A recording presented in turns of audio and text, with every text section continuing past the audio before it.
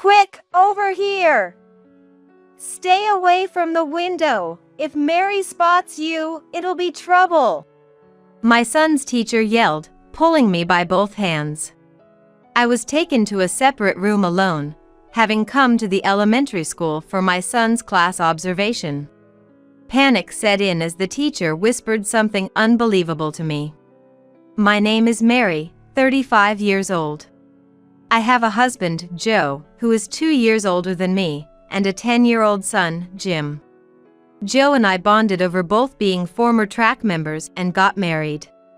We're happily living as a family of 3, but I've always felt a bit off about my husband's family since we were dating.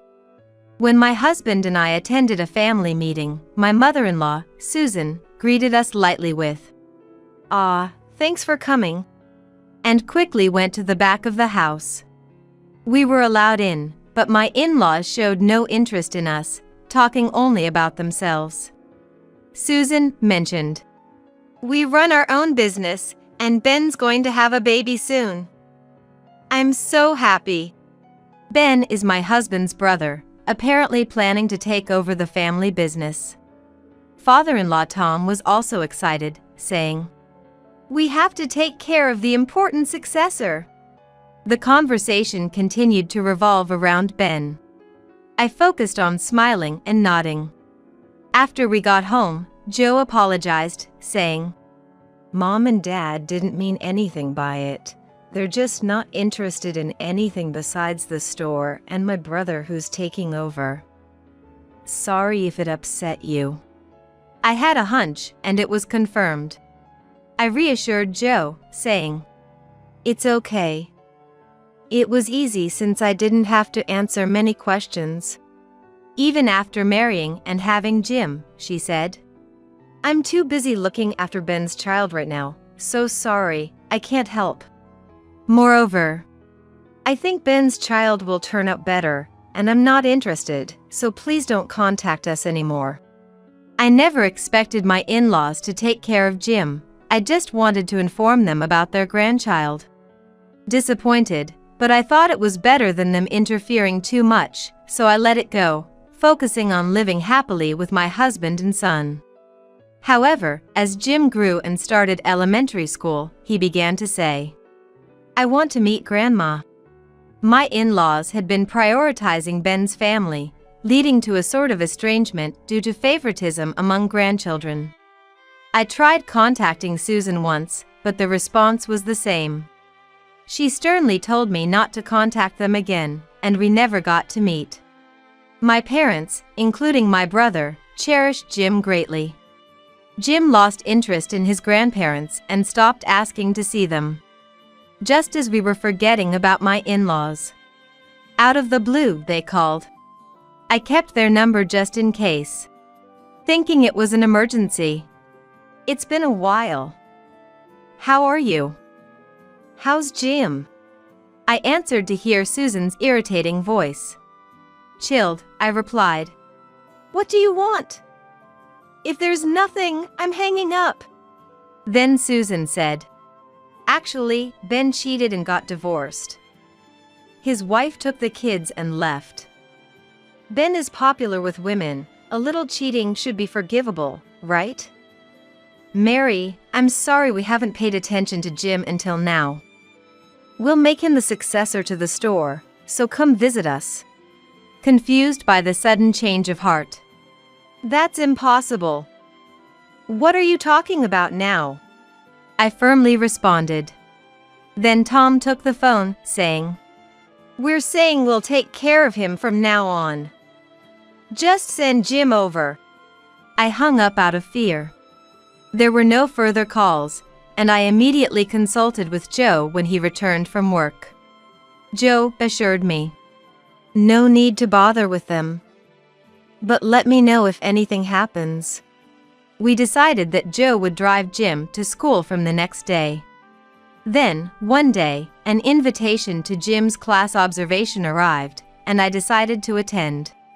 Walking to school that morning, a man suddenly called out from behind, "Fancy meeting you here after such a long time." Startled, I turned around to see Ben. I recognized him immediately from photos my husband had shown me. Ben, with a laugh, said, "I've finally found you." Frozen, I couldn't move from the spot. Ben continued, he shockingly proposed. After my ex-wife took the kids, support from my parents diminished. I'm still the heir, so they won't completely abandon me.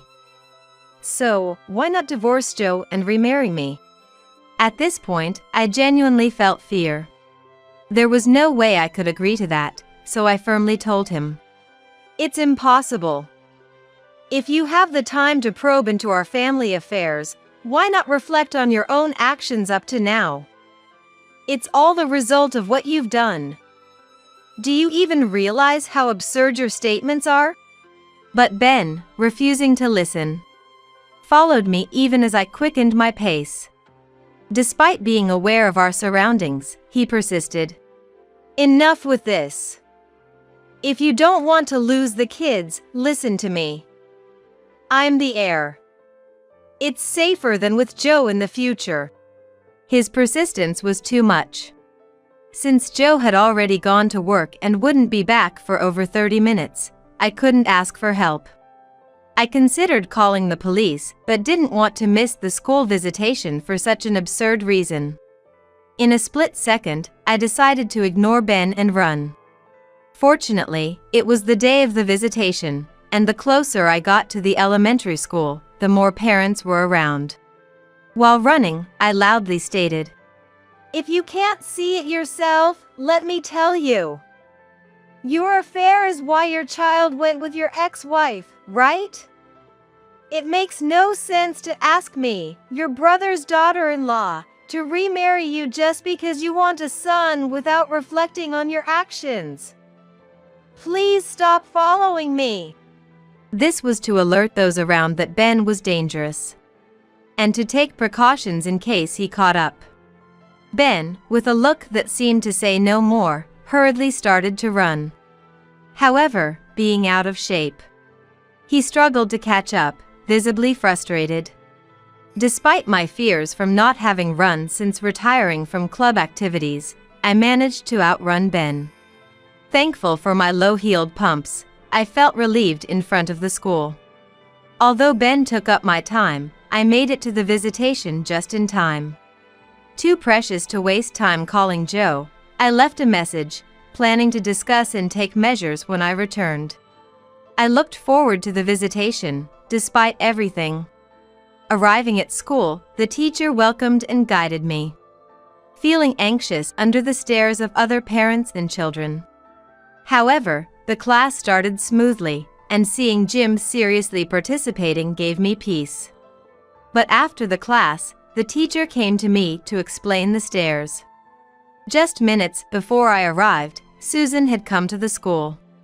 Claiming to be Jim's grandmother, she asked for his classroom at the reception. Apparently, he said this to the teacher at the reception desk. The teacher, seeing my name for today's visit, questioned Susan's presence. "I'm Jim's precious heir. I thought I should attend," she began. However, the teacher responded, "I'm sorry, but we limit the number of participants. Today was supposed to be Jim's mom." Feeling dubious about Susan's sudden work excuse, the teacher tried to call me. At this, Susan started yelling, without answering the question. "How terrible, Mary! Since you married, you've never let me see my grandson.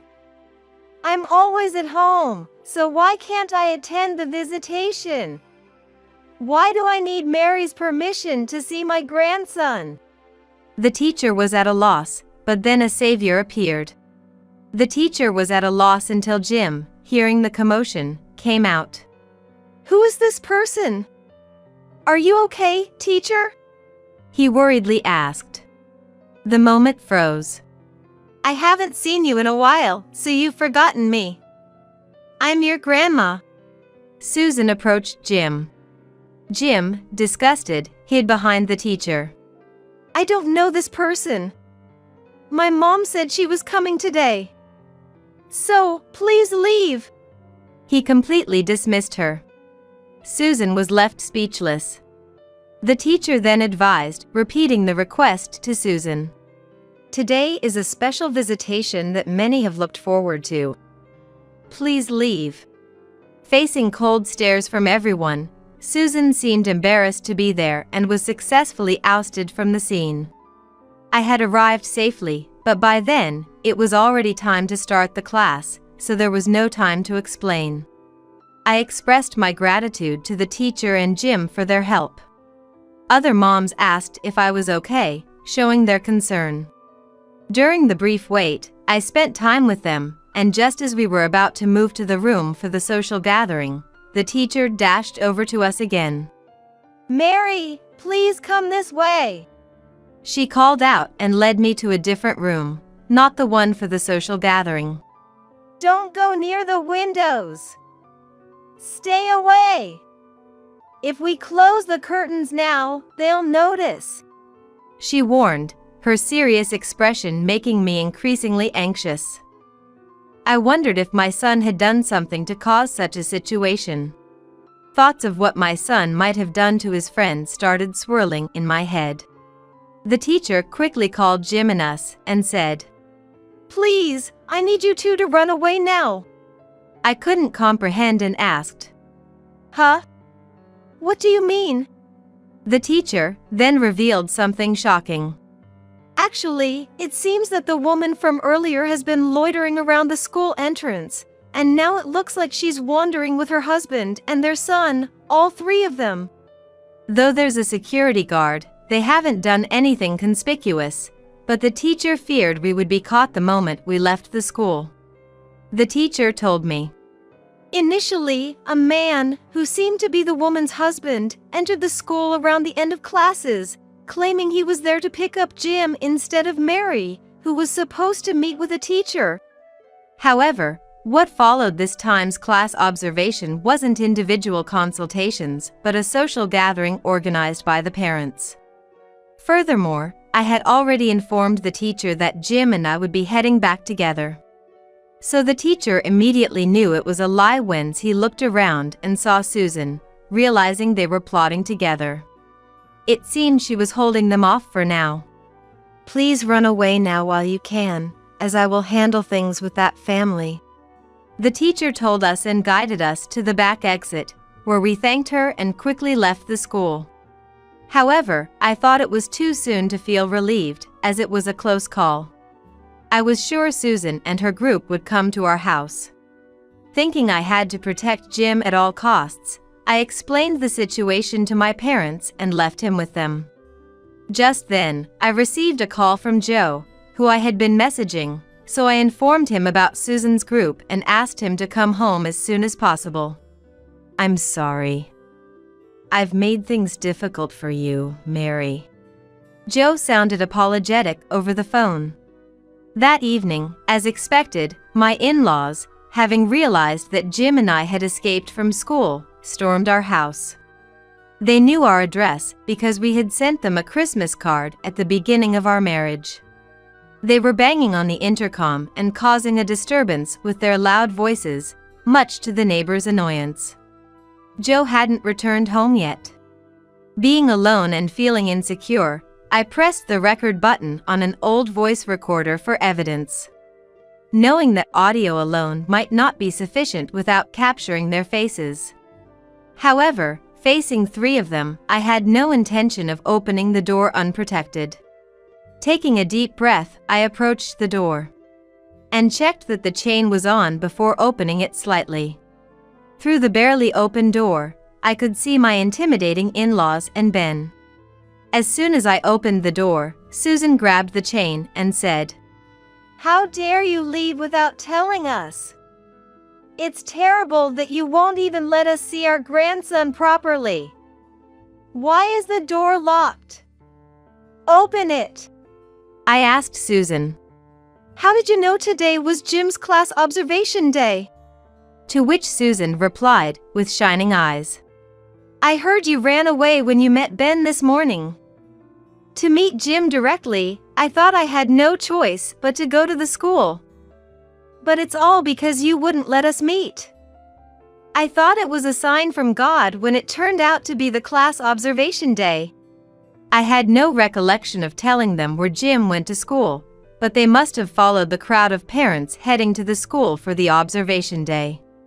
Tom then added, He's going to be the heir to our important family business, so give back our grandson. Having dodged and evaded them until now, my anger finally erupted. Enough is enough. I've tried to let you see Jim multiple times before. But you were only interested in Ben's son, and I even told you not to contact us anymore, right? It's Ben's affair that caused his son to leave, isn't it? I confronted them with the recorded phone messages I had prepared for this day. Playing the recording, Susan's voice could clearly be heard saying to stay away because Ben's son was more important. Aita said, Jim is currently with his grandparents, so you can't see him. Please, you're troubling us by staying here, so leave. The in-laws were momentarily silent after hearing the recording. Stop lying. Regardless of what happened before, we're here now, aren't we? You're lying about him not being here. We won't leave until you hand over Jim. But soon resumed their loud complaints. They continued to berate us fiercely, and Ben, joining in, threatened, I won't give up until you divorce Joe and remarry me. I was terrified by Ben's incomprehensible demands. Just then, Joe arrived home. The situation worsened with Joe's return. He glared at Ben and demanded, What did you just say to Mary? The in-laws were cowering, but Ben, unfazed, countered, A child needs a mother, right? If I remarry Mary, only the father would change. It would be an act of filial piety. Just write the divorce papers already. Joe, unable to contain his anger, moved towards Ben but then shifted his gaze to a frightened Susan. What are you doing here today? Why did all three of you come together? In stark contrast to Susan, who fell silent under her husband's fierce glare, Ben started laughing. First off, I'll hold Mary back and convince her to marry me. Then Dad and Mom were supposed to go to the elementary school and bring Jim home early from school. Never thought we'd actually get into the classroom observation. It was Tom who shouted out before any of us could respond. Why do you always have to say things like that, you idiot son? That's why you get caught cheating. The next moment, Tom and Ben started glaring at each other, but honestly, I couldn't care less. Joe yelled, Don't ever get involved again. But, as expected, Susan and the others weren't deterred by that. While arguing with Joe, I called the police. The trio, who had been so bold, hurried away from the house the moment they saw the patrol car. While waiting for the police to listen to the voice recorder, I hurriedly contacted my parents. I had asked them to be cautious about the commotion and the surroundings when I left Jim with them, thinking they might actually go to my parents' house. Turns out, my hunch was right, and my parents and brother-in-law showed up at my parents' house. But the angriest of all, my father and brother, were waiting at the front door. The trio, who had boldly rang the doorbell of my family home, were speechless upon seeing my dad and brother, a judo enthusiast and a brother with a boxing background, and fled without saying a word. At least they won't come near our house now. They might have run back to their own house or, still furious, headed to your house. Make sure you lock your doors.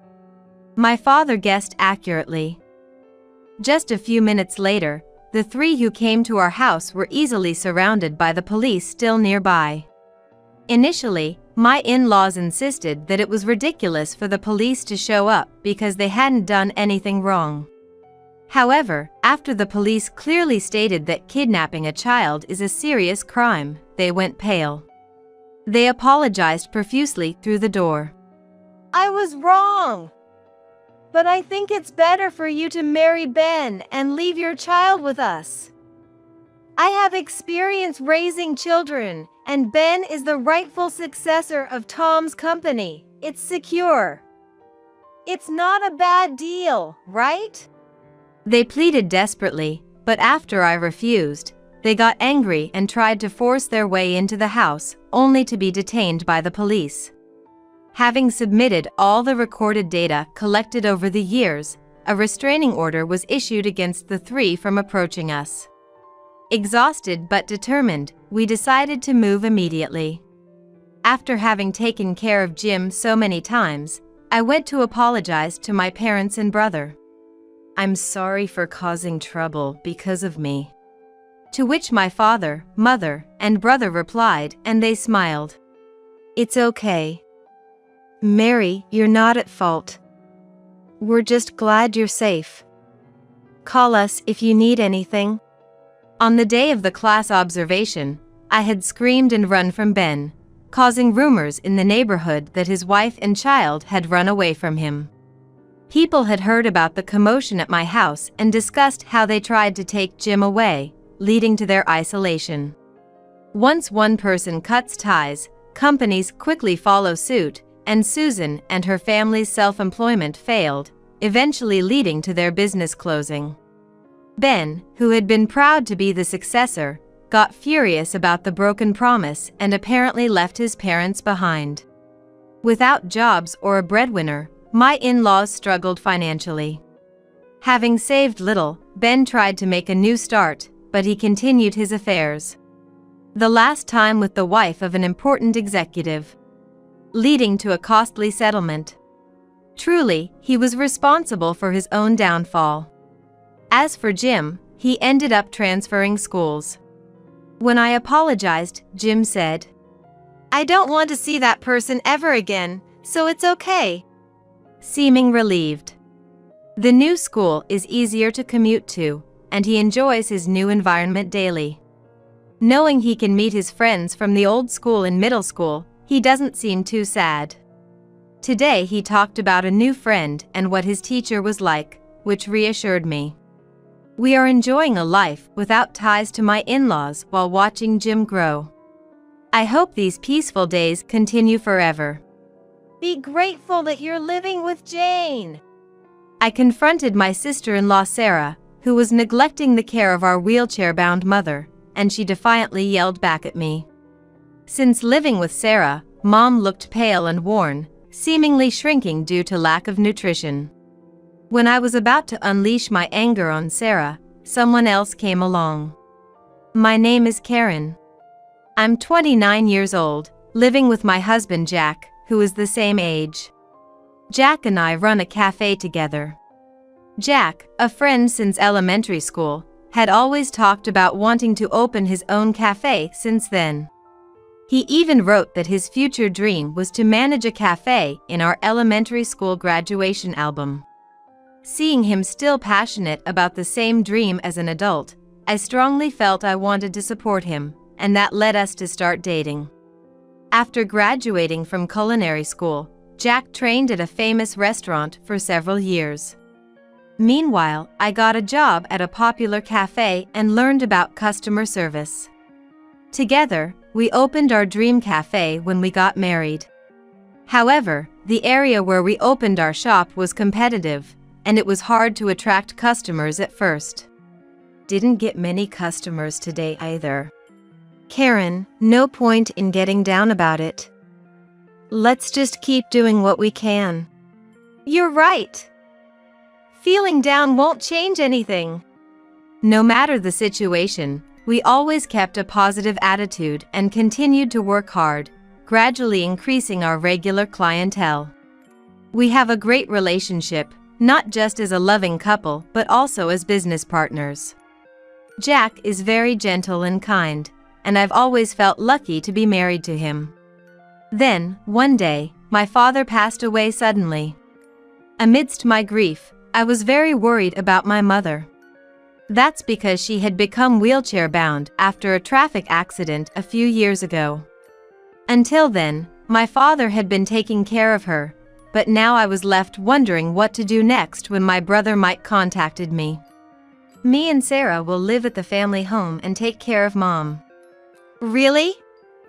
Mike and Sarah? Leave it to us. Mike and Sarah's offer to live with and take care of my mother at the family home was a huge relief. However, I had my concerns. Mike had always been self-centered and cold towards the family. I hardly have any memories of Mike being kind to me. I can barely recall ever seeing Mike being kind to our mother either. Sarah was another source of worry. Sarah is selfish and very assertive. She had bad-mouthed our decision to start a cafe, predicting it would fail. Cafe management is doomed to fail, isn't it? Stupid. Even when she visited the cafe, she complained. This dessert isn't sweet enough. So, I'm not paying for it. Despite having finished it completely. Given these circumstances, I was nervous about leaving my mother in their care, but it turned out Sarah quit her job to take care of my mother upon moving in. Honestly, I was pleased to hear that. It gave me some reassurance that she was genuinely dedicating herself to caring for my mother. Even if Sarah and I didn't get along, my mother seemed to have a good relationship with her. When the living arrangement was decided, my mother was very thankful to them. But since then, I've hardly been able to see my mother. I tried calling her mobile phone, but it seemed to be disconnected. When I called the family home, Sarah would always say it was inconvenient, making it hard to arrange a visit. Even when I went to the house, it was locked and my key wouldn't work. The locks had been changed without my knowledge. Since I couldn't see my mother, I decided to call Sarah again and plead. Sarah, can I please come and see how Mom is doing? You're so persistent. We're busy with caregiving. If you come, it'll just be in the way. Really annoying. She yelled and hung up the phone on me. A few days later, unable to bear it anymore, I decided to go to the family home with Jack. No one responded to the doorbell, so I used my key to the family home to enter. The house was a mess. What is this? It was shockingly cluttered, to the point it seemed impossible for someone in a wheelchair to live there. This is too much. Jack was also stunned. We hurried to my mother's room and knocked. Mom, are you there? It's Karen. Jack is with me too. Karen? It's okay to open. Hearing my mother's weak voice from inside, I gently opened the door. Karen, Jack, it's been a while. Mom! My mother looked pale and her clothes were tattered, making her seem smaller. The sight was so heartbreaking, I started to cry. Jack seemed just as shocked. Then Sarah returned home. Making a loud noise, she approached us. Who's here? Karen! Why are you here without permission? I told you not to come. I confronted the yelling Sarah. Sarah, what's going on here? What do you mean? The room is a mess, and Mom looks so run down. What have you been doing, Sarah? Have you been preparing proper meals for Mom? Sarah, unabashed and defiant, shot back. Quiet! You should be grateful just to live together. I sometimes take care of her, so don't complain. Preparing meals is a hassle, so I just make do with whatever. My anger reached its peak at Sarah's attitude, and just as I was about to lash out at her, came a voice from the entrance. I'm home. Mike had returned. I sought an explanation from Mike about the situation, but he only gave a look of annoyance and didn't answer. Mike, are you listening? Didn't you say you'd take care of Mom? Was that a lie? I vented my anger at Mike, but it seemed to have no effect on him. Finally, Mike snapped at me. Shut up! If you have a problem, take Mom and leave. Sarah, agreeing with Mike, sneered. That's right. Jane is no longer needed. just get out already. Here's Jane's stuff. Sarah threw my mother's belongings at me and Jack. Even the usually calm Jack seemed unable to contain his anger. Clenching his fists, Jack then suggested to me, Karen, let's live with Jane at our place. Jack, really? Thank you. I thanked Jack, then turned to my mother. Would it be okay if we lived together? My mother replied, Of course. Jack, Karen, thank you. And so, Jack and I decided to take my mother home with us. Until the end, Mike and Sarah kept saying, Good riddance to the nuisance. Exactly. Now we can live comfortably. Their vile remarks continued. My mother, while upset by Mike and Sarah's behavior, seemed grateful that they had lived together. However, parental compassion had its limits, and she made them promise never to involve themselves with her, Karen, and Jack again before leaving. Both of you, promise not to involve yourselves with me, Karen, and Jack from now on. Mother calmly told my brother and his wife. As if we wanted anything to do with you. That's right. Don't bother asking, we have no need for you anymore. They laughed mockingly at my mother.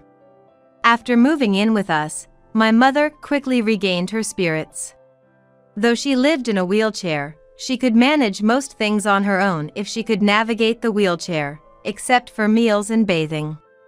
While caring for my mother and running the cafe was challenging, Jack's unwavering support made it possible for the three of us to live happily. We were relieved to see my mother's complexion improve significantly.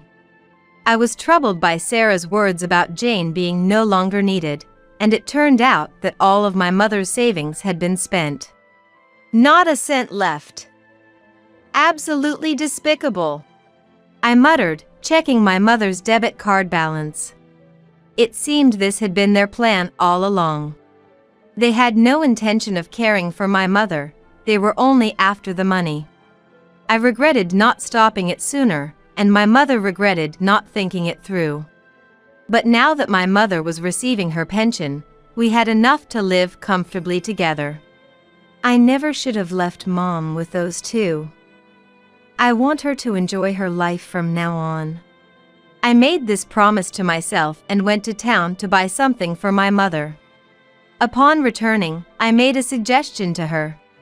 Mom, why don't you try sewing or knitting again? You used to make so many things. I encouraged her to take up sewing and knitting, her old hobbies. I've already bought all sorts of materials.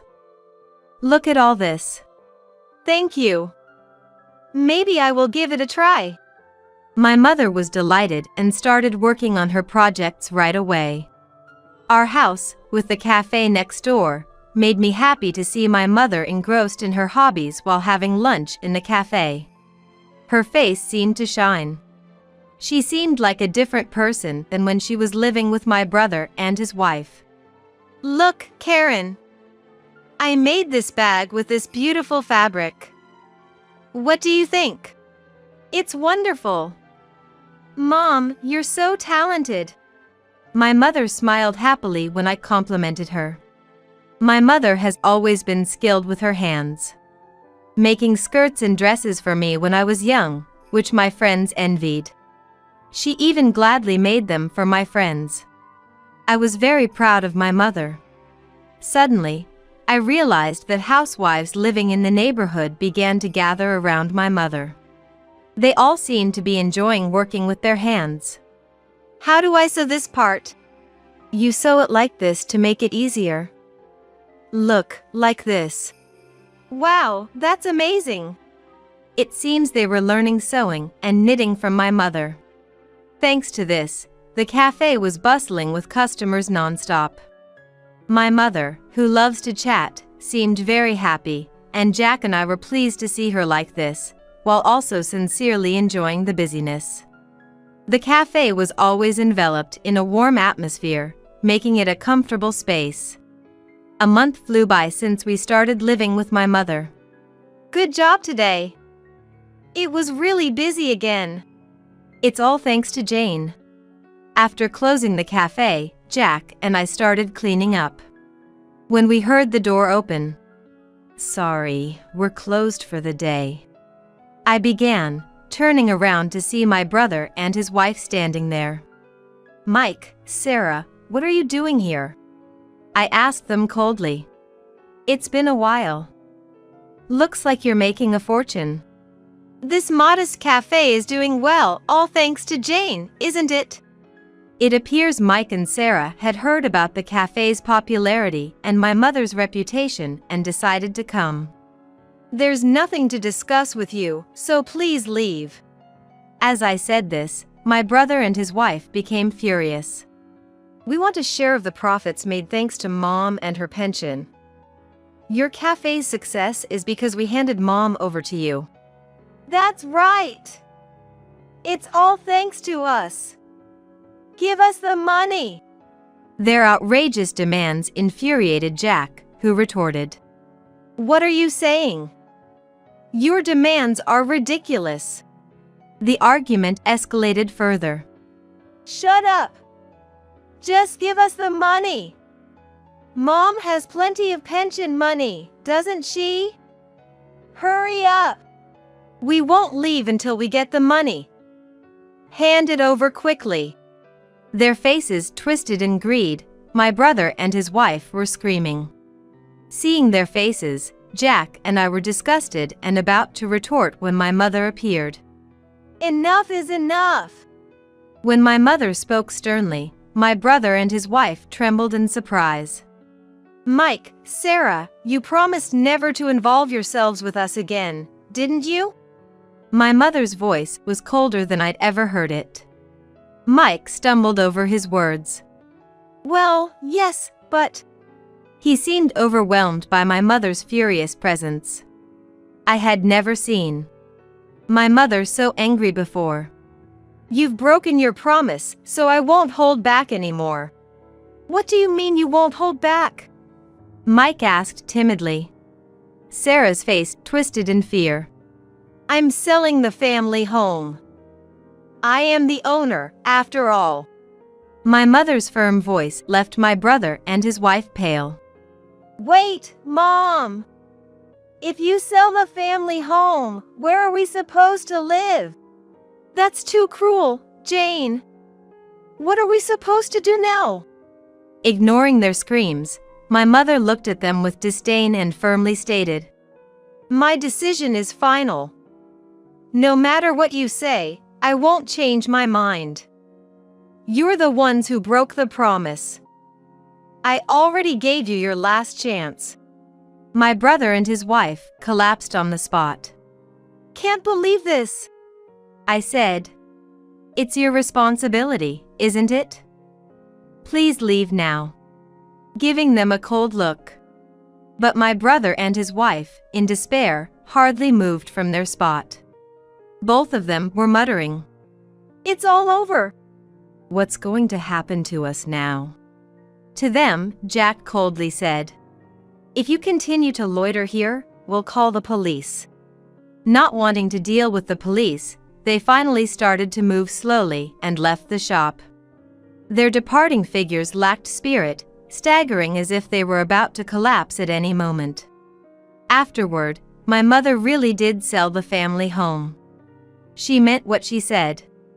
It seemed my brother and his wife thought that if they behaved, my mother would change her mind. They were furious, thinking it impossible for her to sell while they lived there, calling her a terrible mother for kicking out her own son. When they came to our house and caused a scene, we finally had to call the police for real.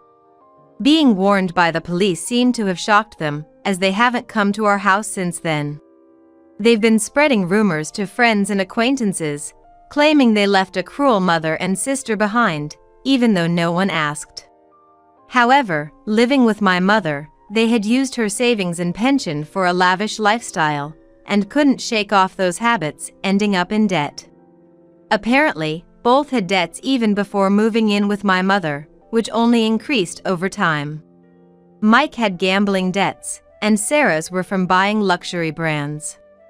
They were irresponsible. Now without a home, they were forced into a poor lifestyle. Somehow they managed to contract an old, cheap apartment and are living a modest life there. I hope they take this time to reflect and reassess themselves. On our side, thanks to my mother, our dream of running a cafe is on track, and now it's not only the cooking that's famous, but it's become the best cafe in the area. We've been featured in TV and magazines, becoming a well-known establishment that attracts customers from all over. The cafe's cooking and my mother's sewing classes are often highlighted together. Customers continue to come specifically for my mother's sewing classes. With many students, my mother seems more joyful than ever, which makes me very happy. We want to continue protecting this beloved cafe as a close-knit family.